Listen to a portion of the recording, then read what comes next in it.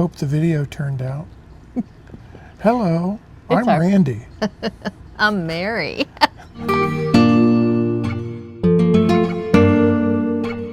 Hi. Hi. This is Mary. And that's Randy.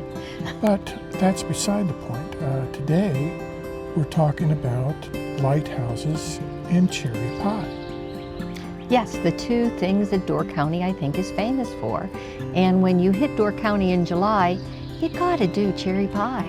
There is the goats on the roof of the restaurant. They're famous for that too.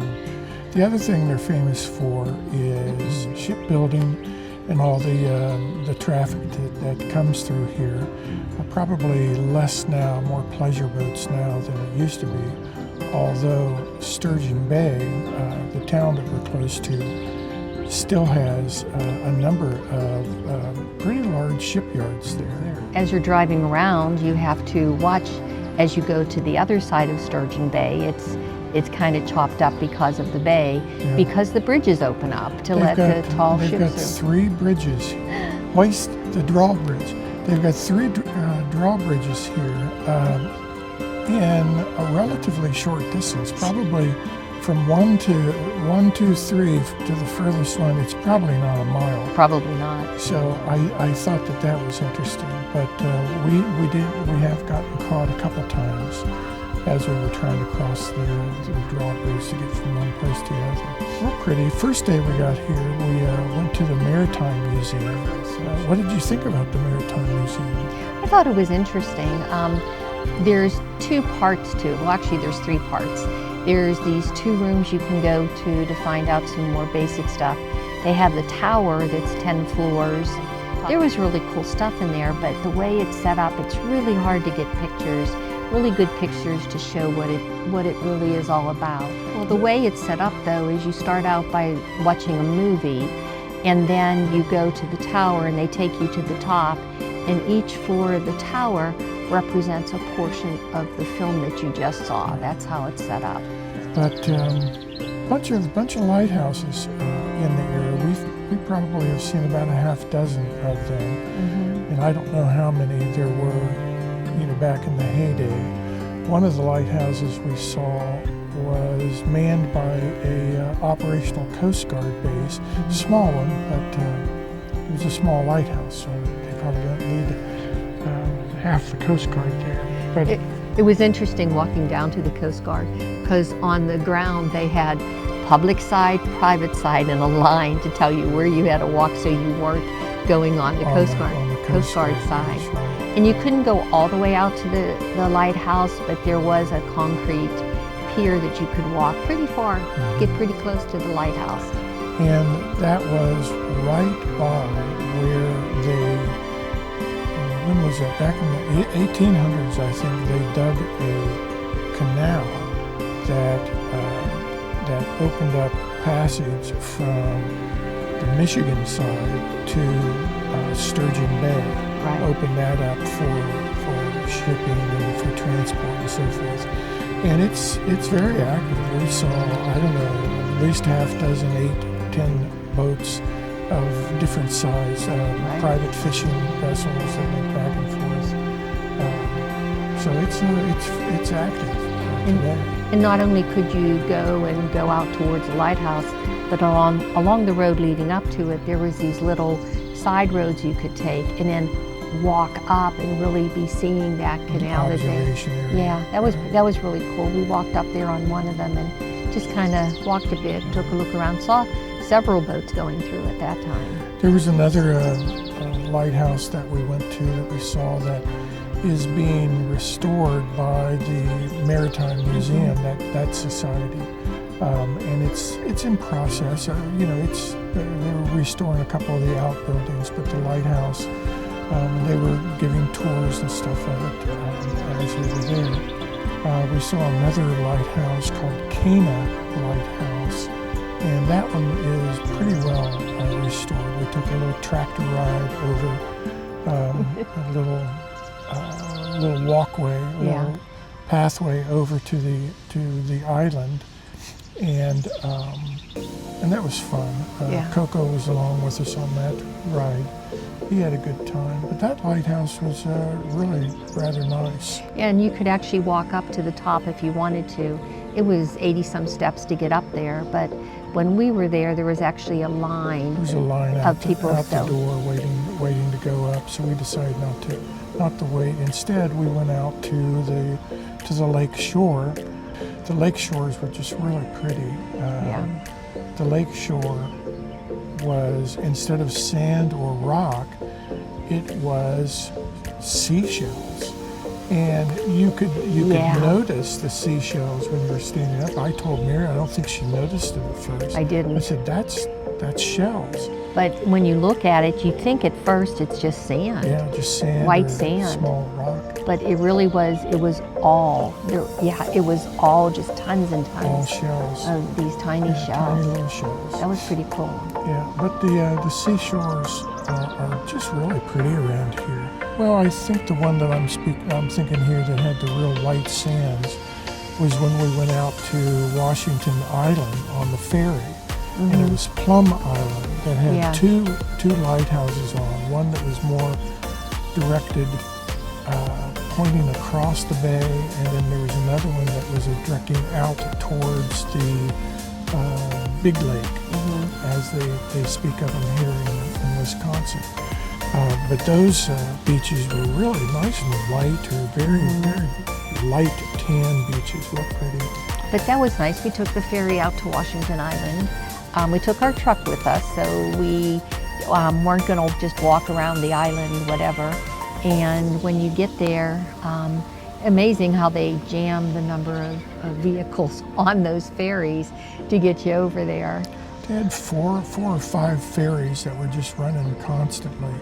You know, there were two at the docks always, one unloading, one loading, and then taken across. And it was maybe a 15, maybe 20-minute ride over to Washington Island. And when we got over there, you know, we started following a map, and then I made one of my navigational decisions to go another way. And we went, He went right instead of left. We went around the island, went on all the little rustic roads that are there. And remember, it was getting around lunchtime and we were going to stop for lunch. And there was this one place that you had read about before we went over called, it looked abandoned. So we went down to the place that was voted the best cheeseburger on Indoor County. Yeah. It was there on Washington Island, a place called the Albatross. And it was a small place. I had their signature cheeseburger called the Albi. And it was good. It was good. Mary had a cheeseburger. They tell you that they have the best cheeseburgers, just not the fastest. There is no indoor dining in this. They have picnic tables with umbrellas, and they have swings that you can sit on and do it. So it was really nice because we had Coco with us. So he could sit there and bake French fries the whole time. They have a tiki bar in back if you want to have a little alcoholic beverage.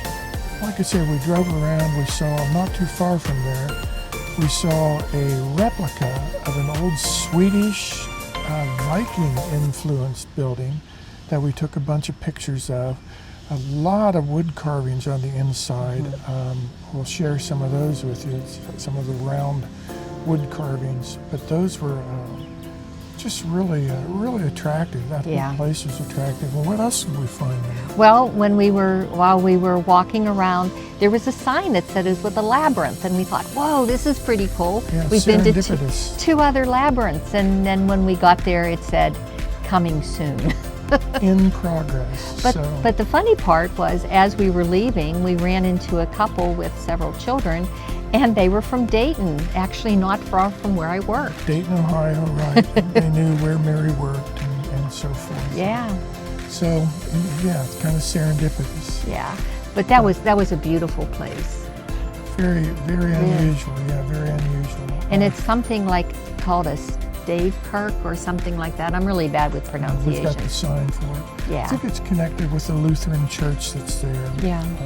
And then the other place we went to see was the lavender garden. There's a lavender farm there, and they just have this beautiful, beautiful garden of all different kinds of lavender.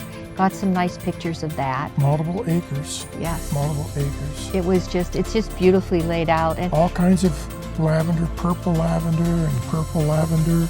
And then there was some purple lavender. All kinds of lavender. But there was also white lavender and I think some pink lavender too. The only thing with going to that is that you can't take your dog inside the farm. You can have your animal with you and stay in the outside areas, but they don't allow any dogs or any animals into that farm because the lavender is not just used for fragrance and items you display in their home, but they also use a lot of it in cooking, and so they don't want the lavender to be contaminated.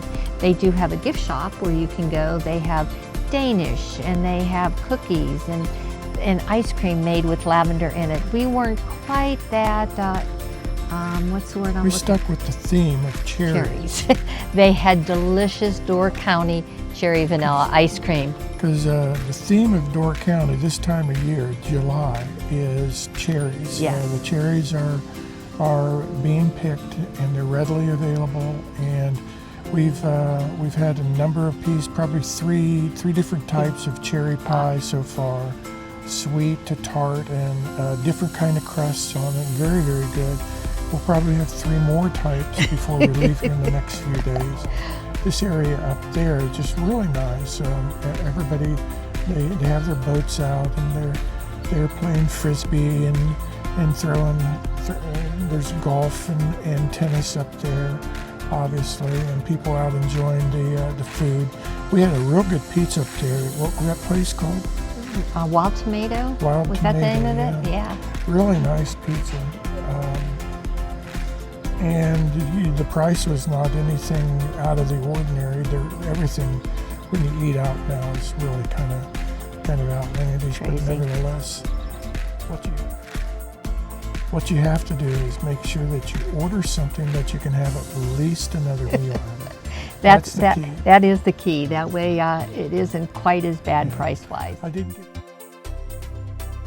lunch. One of the interesting things here, Door County, I don't know if it's that way throughout Wisconsin, but in Door County, they have restaurants that serve breakfast and lunch, and then they have businesses that serve dinner meals. Right. Breakfast and lunch are open until 3. And then the dinner meals, they're supper clubs. But that's been something that we found out. We've tried to stop in the evening and get something, and no place is open except for the supper clubs. Supper clubs, yeah. And a little bit of culture for Door County, something to be prepared for.